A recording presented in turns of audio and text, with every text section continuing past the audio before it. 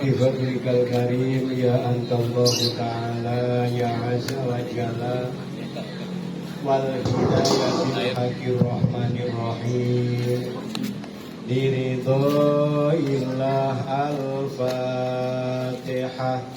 أعوذ بالله من الشيطان الرجيم بسم الله الرحمن الرحيم الحمد لله رب العالمين الرحمن الرحيم مالك يوم الدين إياك نعبد وإياك نستعين اهدنا الصراط المستقيم صراط الذين أنعمت عليهم غير المغضوب عليهم ولا الضالين آمين. Assalamualaikum warahmatullahi wabarakatuh. Waalaikumsalam warahmatullahi wabarakatuh. Alhamdulillahilladzi khalaqal insana fi ahsani taqwim. Ashhadu an la ilaha illallah wahdahu la syarika lahul malikul hakim. Wa ashhadu anna sayyidana Muhammadan abduhu wa rasuluhu shadiqul wa'dil amin. Allahumma salli wa sallim ala sayyidina Muhammad sallallahu alaihi wasallam wa ala alihi wa sahbihi ajma'in, amma ba'd. Ila hadratil kiram, kepada para alim, para ustadz, para hujat, para tokoh masyarakat, wabil khusus Ketua DKM Masjid At-Taqwa dan jajarannya, juga para kasepuhan yang lain yang tidak kami sebut satu persatu, namun tidak mengurangi hormat dan takzim kami. Hadirin jamaah Masjid At-Taqwa rahimakumullah. Pertama-tama mari kita panjatkan rasa syukur kita kehadirat Allah Subhanahu wa ta'ala yang selalu memberi nikmat sehat walafiat, nikmat panjang umur, juga nikmat sempat, yang mudah-mudahan segala nikmat yang Allah hadirkan mampu menjadikan kita orang yang senantiasa taat menjalankan perintah-perintahnya serta meninggalkan larangan-larangannya sampai akhir hayat kita. Amin. Amin ya rabbal alamin. Tak lupa sholawat beserta salam semoga selalu tercurah limpahkan keharibaan junjungan kita Baginda Kanjeng Nabi Muhammad sallallahu alaihi wasallam. Semoga kita semua benar-benar menjadi umat yang selamat dunia dan akhirat, serta mendapat syafaat di yaumil kiamat. Amin ya rabbal alamin. Ya rabbal alamin. Hadirin rahimakumullah, kita sangat-sangat bersyukur karena hati kita ditetapkan dalam iman, Islam, dan ihsan. Kita bersyukur karena selalu diberi kemampuan untuk melaksanakan perintah Allah dan meninggalkan larangan Allah. Kita diberi kemampuan untuk mengikuti tuntunan Rasulullah Sallallahu alaihi wasallam. Maka kita bersyukur karena hingga saat ini kita masih berpegang teguh kepada tali agamanya Allah Subhanahu wa taala, yaitu dinul Islam. Agama Islam, agama yang kita yakini, agama yang kita pegang, agama yang kita jalankan dalam kehidupan kita. Hadirin yang dimuliakan Allah Subhanahu wa taala, namun sebelum lebih lanjut, supaya kita tahu apa maksud dan tujuan daripada agama, maka kita akan mengupas tentang apa itu agama. Nah, agama itu ternyata merupakan aturan-aturan, undang-undang antara manusia dengan sang Khalik, dengan sang pencipta.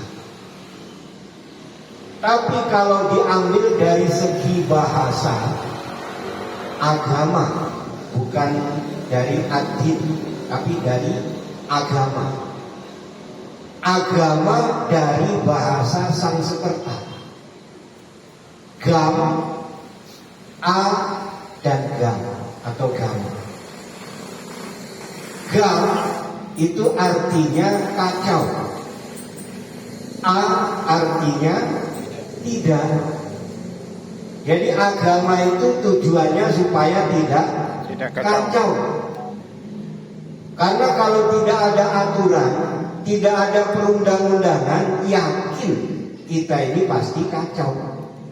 Dalam rumah tangga ya kacau, dalam bermasyarakat ya kacau, karena tidak ada aturan. Bahkan dalam kehidupan, menjalankan kehidupan kita pasti kacau.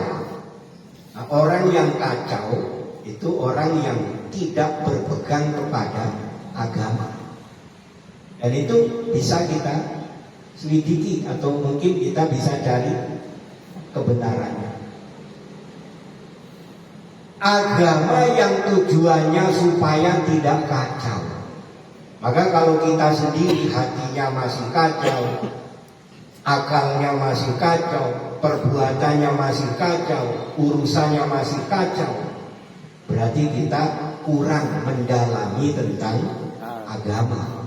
Nah, ini butuhnya kita tolabul ilmi, supaya kita tahu bahwa agama pun itu harus dipelajari. Ada ilmunya yang harus kita miliki. Nah, ini agama. Agama itu bukan sesuatu yang menghalang-halangi kita untuk meraih cita-cita. Bukan menghambat kita dalam upaya untuk melakukan segala aktivitas.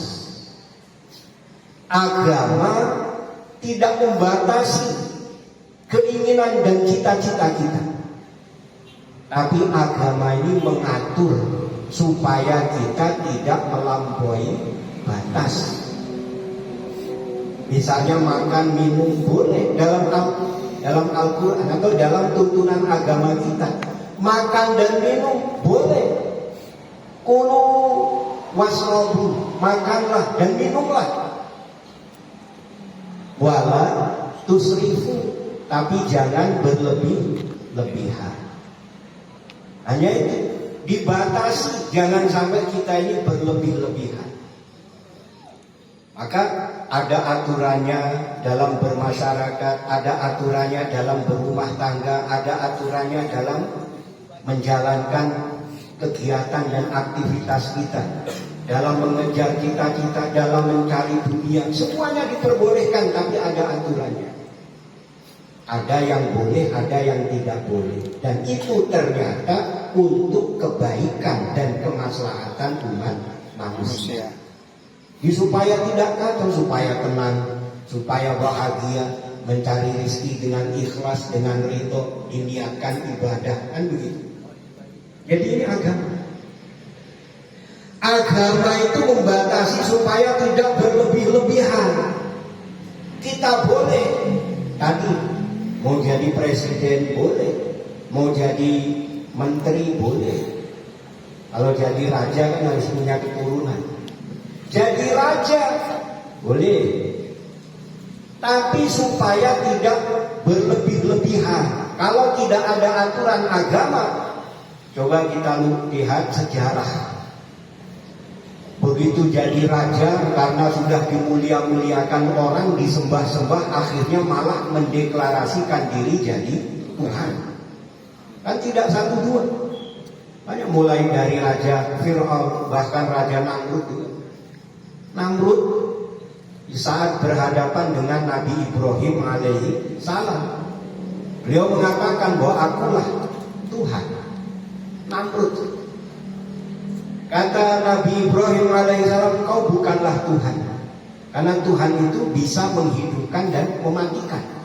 Kata Namrud dengan sombongnya, dia perintahkan anak buahnya, orang yang lagi lewat ditangkap. Orang lagi lewat ditangkap. 2 orang dihadapkan kepada Raja Namrud. Lalu yang satu dibunuh dan yang satu dibiarkan hidup. Dengan sombongnya dia mengatakan kepada Nabi Ibrahim, lihat, aku pun bisa melakukan, menghidupkan dan mematikan. Jadi membunuh satu orang, membiarkan satu orang hidup, ini anggapannya menghidupkan dan mematikan. Kata Nabi Ibrahim alaihissalam, engkau tidak menghidupkan siapa-siapa, engkau hanya membiarkan orang itu tetap hidup.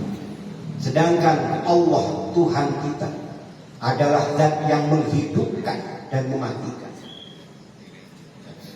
Karena sudah biasa disembah, karena pernah biasa dihormati, dimuliakan, melampaui batas. Ini kalau tidak diatur, mengikuti aturan agama. Jadi pemimpin, jadi presiden supaya hebat, melampaui batas, akhirnya apa? Menginvasi negara-negara lain, membunuh dengan semaunya. Kan itu yang sudah banyak terjadi dalam sejarah. Karena apa? Tidak mengikuti aturan agama atau tidak berpegang kepada agama. Yang merasa karena punya kekuasaan bebas melakukan apa saja yang dia kehendaki. Maka sejarah ini mencatat betapa kejamnya orang-orang yang tidak berpegang kepada agama. Agama ini bukan sesuatu yang membebani kita sehingga menjadi sesuatu yang berat dalam kehidupan kita. Agama itu mudah, agama itu ringan. Hanya kadang-kadang kita manusianya ini yang memberatkan diri dengan agama, merasa agama itu sebagai beban. Karena agama Islam ini, terutama agama yang kita cintai, tidak mengajarkan perkara yang ekstrim, tidak mengajarkan sesuatu yang berlebih-lebihan, yang tidak sesuai dengan kemampuan manusia. Justru tadi Islam ini memberi kemudahan. Misalnya dalam satu riwayat, datanglah 3 orang Yahudi, bahkan anggaplah pemuka Yahudi, datang kepada Rasulullah Shallallahu Alaihi Wasallam. Karena yang pertama ingin tahu seperti apa hebatnya Islam, atau seperti apa hebatnya Muhammad. Apakah agama yang dibawanya ini lebih hebat dari yang kami jalankan? Begitu menghadap, orang yang pertama mengatakan, wahai Rasulullah Shallallahu Alaihi Wasallam, aku ini orang yang ahli ibadah. Aku selalu melaksanakan sholat. Ya tentu sholat dengan cara mereka. Tapi hanya itu yang selalu aku lakukan. Tiap hari aku selalu melakukan sholat dan tidak ada aktivitas lain yang aku lakukan. Nah, ini rumah saya hebat karena apa? Hanya sholat terus gak ada aktivitas yang lain. Lalu yang kedua, orang ini mengatakan, aku ini wahai Rasulullah, orang yang ahli puasa. Sehingga aku setiap hari puasa. Dan bertahun-tahun itu aku lakukan. Supaya aku tetap dalam keadaan suci. Ini orang puasa bertahun-tahun dan tidak pernah putus dari puasa. Lalu orang yang ketiga yang mengatakan, wahai Rasulullah, aku ini orang yang selalu menjaga ketaatan, selalu menjaga kesucian, suci lahir maupun batin. Sehingga karena menjaga kesucian itulah aku tidak menikah. Ada yang jomblo? Alhamdulillah. Ini ada yang tidak menikah, jangan diikuti. Jangan. Nanti saya jelaskan dulu. Jangan pulang. Nanti pulang belum paham, belum jelas, sudah pulang dulu. Mau dicariin jodoh, tenang aja.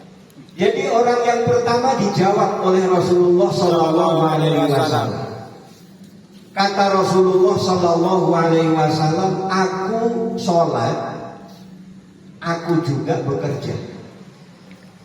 Islam ini mengajarkan kita, walaupun sholat jangan tinggalkan kerja. Rasulullah yang mengatakan, aku sholat tapi aku juga bekerja. Dan aturan agama kita, walaupun sholat tidak mengganggu aktivitas kerja. Dari pagi kita bangun subuh, apalagi sekarang subuh jam 4 lewat dikit, lewat 3 menit atau 4 menit 6.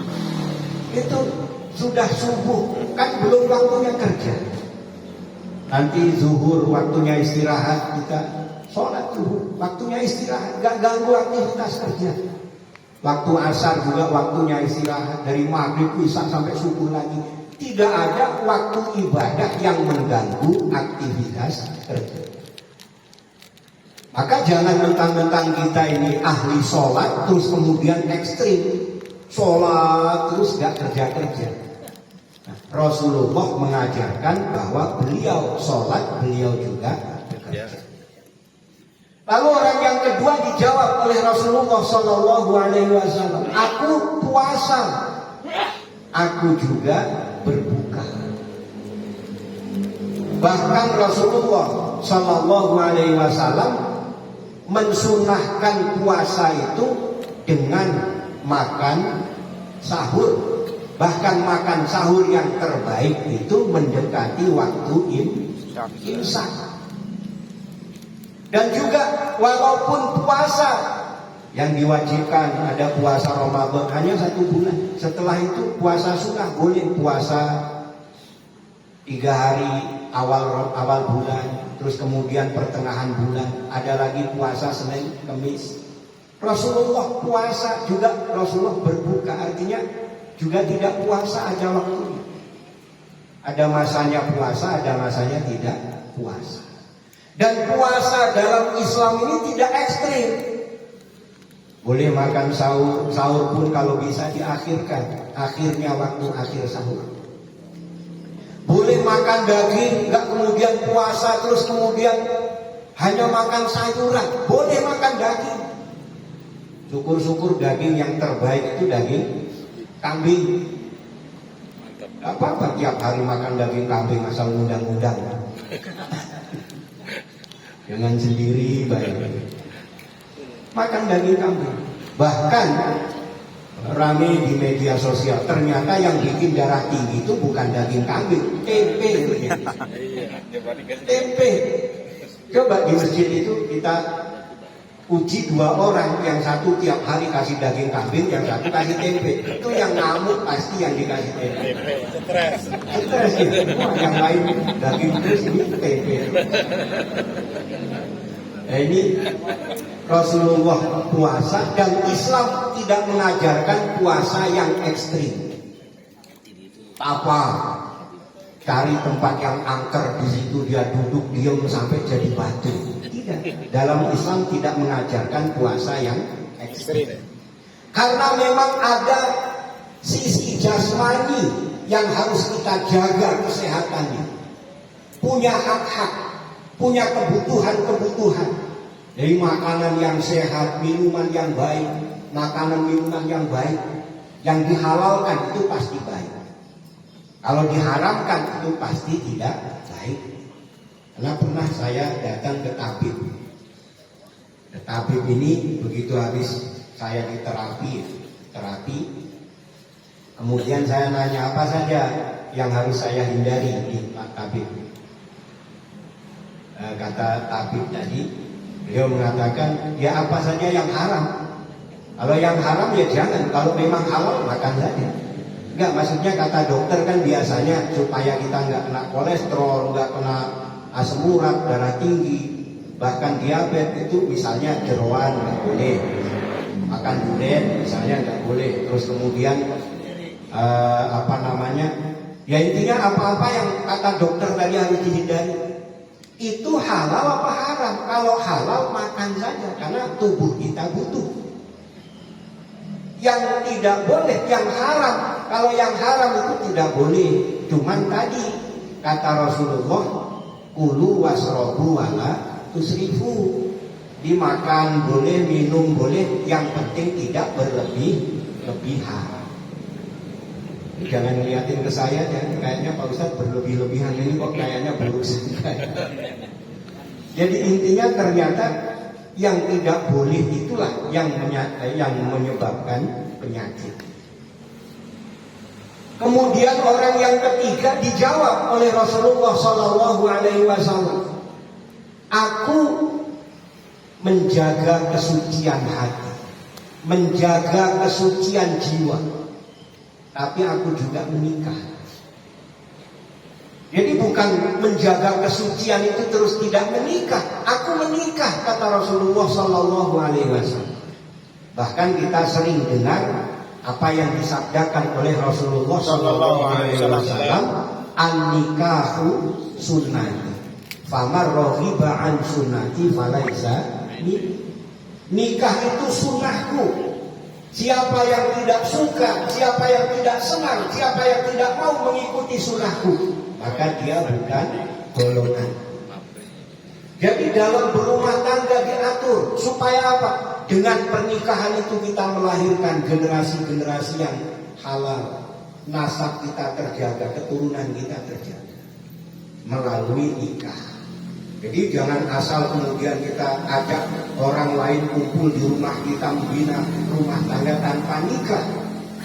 Dalam Islam ini mengikuti Rasulullah SAW harus menikah. Baru itu yang namanya keluarga yang akan dibentuk dalam keluarga yang sakinah mawaddah. Hadirin yang dimuliakan Allah Subhanahu wa taala. Jadi kesimpulannya tadi, kalau masih ada kekacauan, masih ada ruwet dan lain sebagainya, kacau hatinya, kacau akal pikirannya, kacau dalam rumah tangganya, kacau dalam pergaulannya, kacau dalam bermasyarakatnya, itu artinya belum menjalankan tuntunan agama. Maka kalau ini kita pegang teguh, apapun yang terjadi tidak akan merusak hati kita. Apapun isu yang beredar, yang berkembang, yang terjadi, hati kita tidak rusak. Karena apa? Memang agama mengajarkan kita supaya hatinya tetap tenang. Kita ini kan yang jadi masalah gampang terbawa. Media sosialnya apalagi pengaruhnya luar biasa. Ini rame kita ikut-ikutan, ini rame ikut-ikutan lagi. Nah ini padahal kita perlu punya pegangan yang kuat. Selama dalam beragama itu kita benar, selama dalam menjalankan tuntunan agama itu kita benar, mengikuti tuntunan Rasulullah SAW, maka kita akan selalu dalam keadaan selamat dunia hingga akhirat. Amin ya rabbal alamin. Mudah-mudahan dengan memahami apa maksud dan tujuan agama dalam kehidupan kita, hati kita lebih tenang, hati kita lebih bahagia, lebih damai, lebih tentram, dan juga kehidupan kita lebih sejahtera. Amin ya rabbal alamin. Dalam rumah tangga juga benar-benar rumah tangga yang terbina sesuai tuntunan Rasulullah Sallallahu alaihi wasallam. Semoga Allah benar-benar ridho kepada kita dengan mengampuni segala dosa dan kesalahan kita, menerima semua amal ibadah kita, mengabulkan segala doa dan hajat kita, menjadikan keluarga kita sakinah mawaddah warahmah, putra putri kita solih dan solihah. Ala hadhihi niyah wa likulli niyatin solihah. Wa ila hadratin nabiyil mustafa sayyidina Muhammadin sallallahu alaihi wasallam wa ala alihi wa ashabihi wa azwajihi wa dzurriyyatihi wa ahli baitihil kiram. Syai'un ilailahumul Fatihah. A'udzu billahi minasy syaithanir rajim.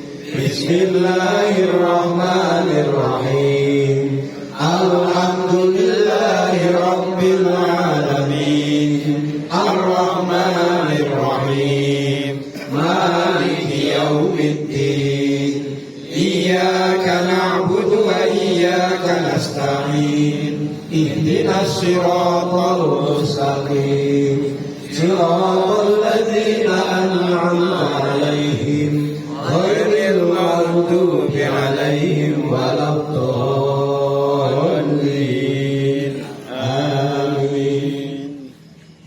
Summa ila hadrati ikhwanihi minal anbiya'i wal mursalin wal awliya'i was solihin wal ulama'il musannifin wa ila hadrati Nabiullah Adam alaihi salam, Nabiullah Idris, Nuh, Hud, Soleh, Ibrahim, Lut, Ismail, Ishak, Yakub, Yusuf, Ayub, Shu'aib, Musa, Ilyasa, Harun, Zulkifli, Daud, Sulaiman, Ilyas, Yunus, Zakaria, Yahya, wa Isa alaihi wassalam. Syai'un ilailahumul Fatihah.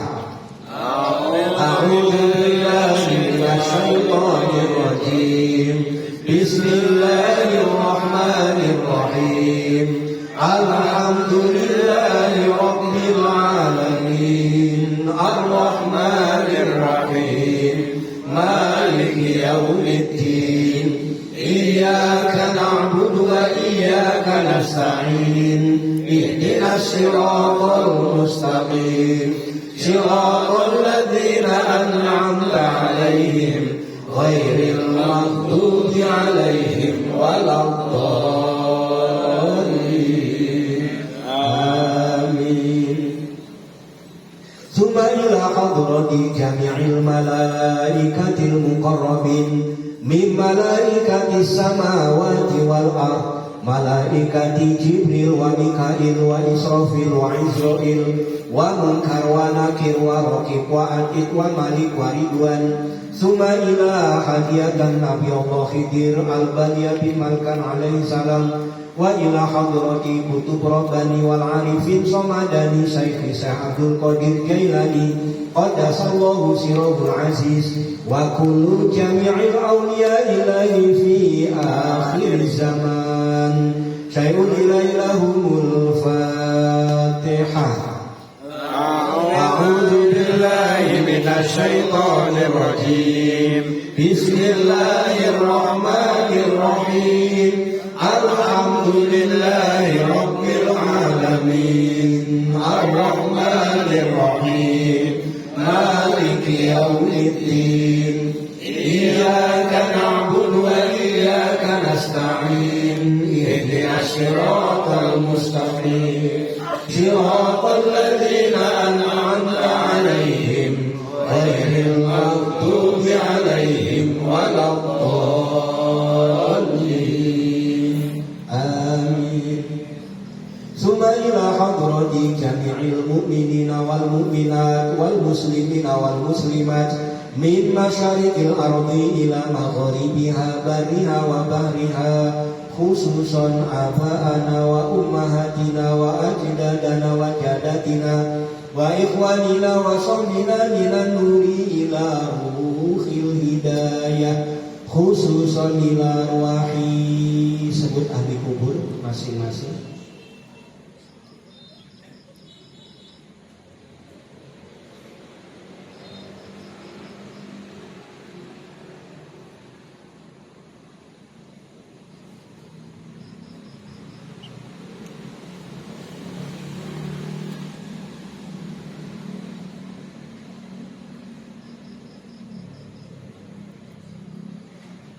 Allahumma ighfir lahum warhamhum wa'afihim wa'fu anhum wa nawwir quburahum wa bi syafaati Rasulillah sallallahu alaihi wasallam.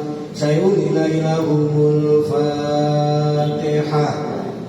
A'udzu billahi minasy syaithanir rajim. Bismillahirrahmanirrahim. Alhamdulillahi rabbil alamin. Ar-Rahmanir Rahim. Maliki yaumiddin. Iyyaka na'budu wa iyyaka nasta'in. Ihdinas siratal mustaqim. Siratal ladzina an'amta 'alaihim ghairil maghdubi 'alaihim waladdallin. Amin. Subhana ruhi wa jasadi. Sebut diri kita dan keluarga masing-masing.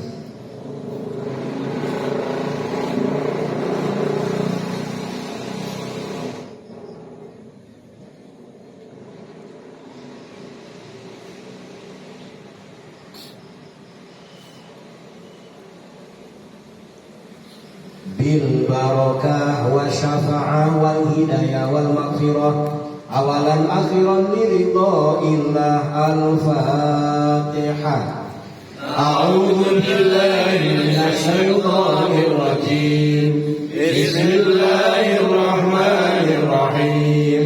Alhamdulillahi rabbil alamin. Ar-Rahmanir Rahim. Maliki yaumiddin. Iyyaka na'budu wa iyyaka nasta'in. Ihdinas siratal mustaqim. Siratal ladzina an'amta 'alaihim ghairil maghdubi 'alaihim waladdallin. Amin. Astaghfirullahaladzim. Astaghfirullahaladzim. Astaghfirullahaladzim. Innallaha ghafurur rahim. La haula wa la quwwata illa billahil aliyyil azim. La ilaha illa anta ya hayyu ya qayyum. La ilaha illa anta ya hayyu ya qayyum. La ilaha illa anta ya hayyu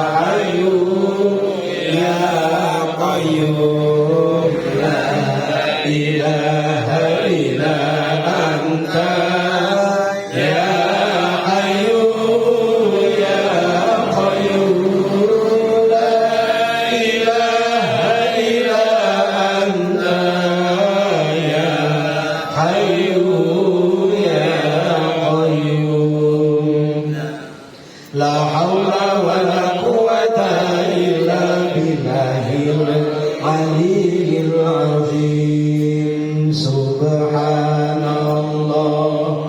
ya alim subhanallah ya karim subhanallah ya alim subhanallah ya karim subhanallah ya alim subhanallah ya karim subhanallah ya alim subhanallah ya karim subhanallah ya alim subhanallah ya karim subhanallah ya alim subhanallah ya karim subhanallah ya alim subhanallah ya karim subhanallah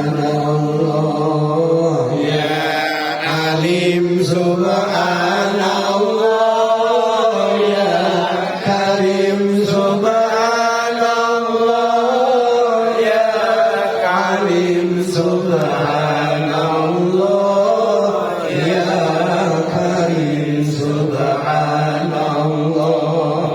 ya alim subhanallah ya karim subhanallah ya alim subhanallah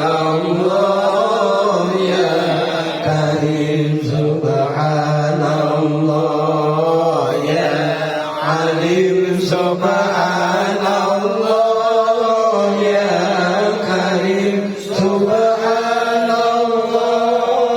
ya alim subhanallah ya karim la haula wala quwwata illa billahil aliyyil azim ya muhaimin ya salam salimna wal muslimin ya muhaimin ya salam salimna wal muslimin ya muhaimin ya salam salimna wal muslimin ya muhaimin ya salam salimna wal muslimin ya muhaimin ya salam salimna wal muslimin ya muhaimin ya salam salimna wal muslimin ya muhaimin ya salam salimna wal muslimin ya muhaimin ya salam salimna wal muslimin ya muhaimin ya salam salimna wal muslimin ya muhaimin ya salam salimna wal muslimin ya muhaimin ya salam salimna wal muslimin ya muhaimin ya salam